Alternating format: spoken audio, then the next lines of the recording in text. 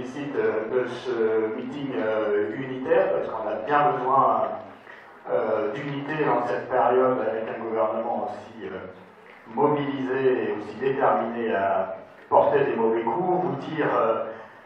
au nom du Parti communiste, mais aussi en tant que député de Saint-Denis et de la circonscription de la Seine-Saint-Denis, qu'on a d'abord qu'il n'y avait rien qui justifiait, au regard de la majorité pléthorique au Parlement de En Marche, de passer par le système des ordonnances et par un système qui foulait le principe d'un débat démocratique dans le pays, donc prendre des ordonnances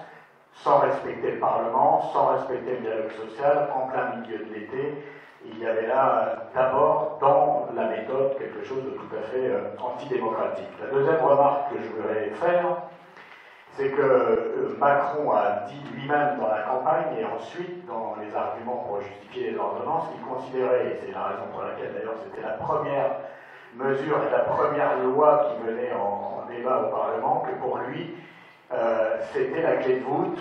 de tout son quinquennat, que c'était la mère de toutes les lois, la mère de toutes les batailles, et donc on voit bien que derrière ces ordonnances, c'est le début, l'enclenchement de toute une série de mesures qui vont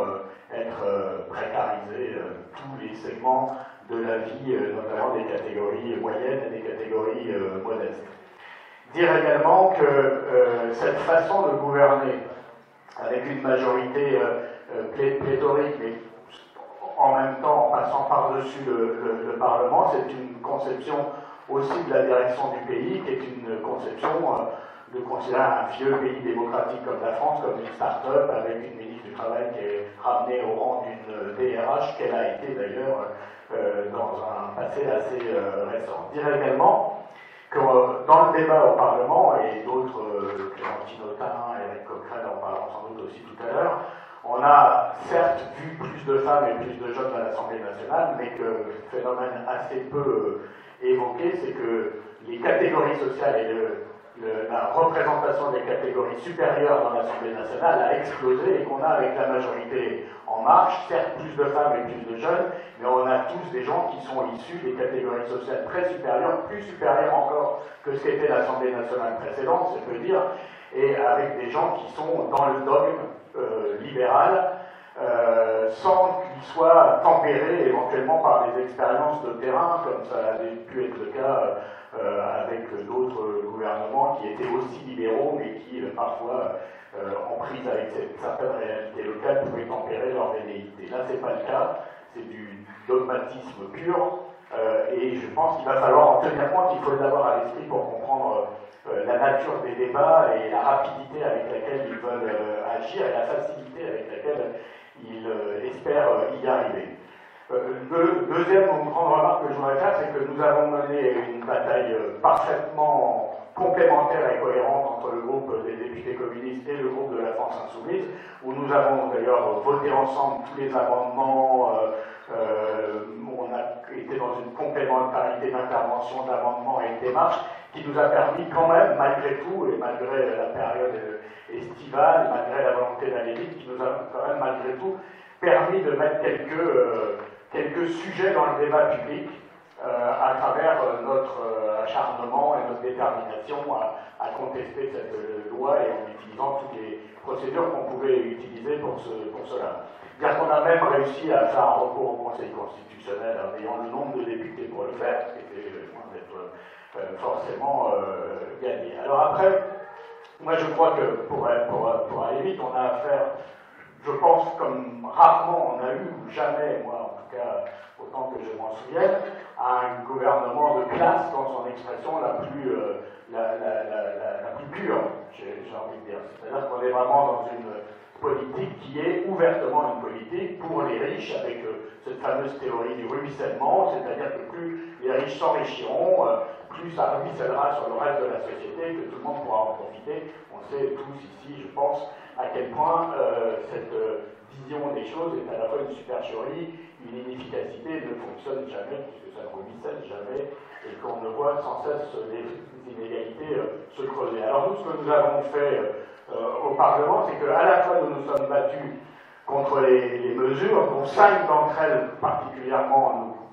considérées étaient particulièrement dangereuses, celle sur l'inversement de la hiérarchie des normes et de ramener la loi à la portion minime s'agissant du Code du travail et de la réglementation de la loi du travail. On va aller vers soit des lois par branche, soit des lois par entreprise, pour un certain nombre d'entre elles, et on va avoir la porte ouverte à un dumping social. On connaissait le dumping social à l'échelle de l'Europe, notamment avec les travailleurs détachés. On aura désormais un dumping social à l'intérieur même du pays,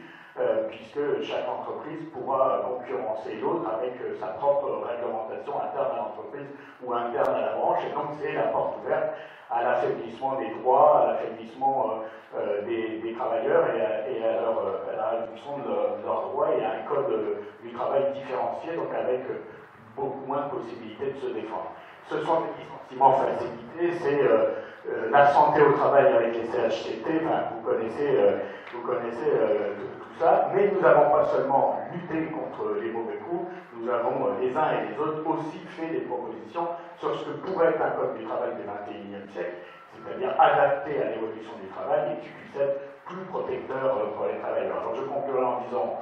que, fort de cette bataille,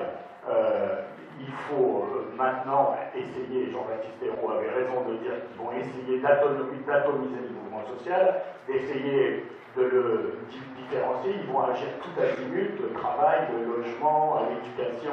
les collectivités, les quartiers populaires, et que l'enjeu des semaines qui viennent à travers les mobilisations, c'est certes de parer les mauvais coups dans les secteurs concernés, mais c'est essayer de surtout ne pas tomber dans le piège de la division, et c'est notamment le cas sur le logement, où on sait d'ores et déjà qu'avec la précarité du travail va s'accroître la précarité du logement avec les baux à durée déterminée dans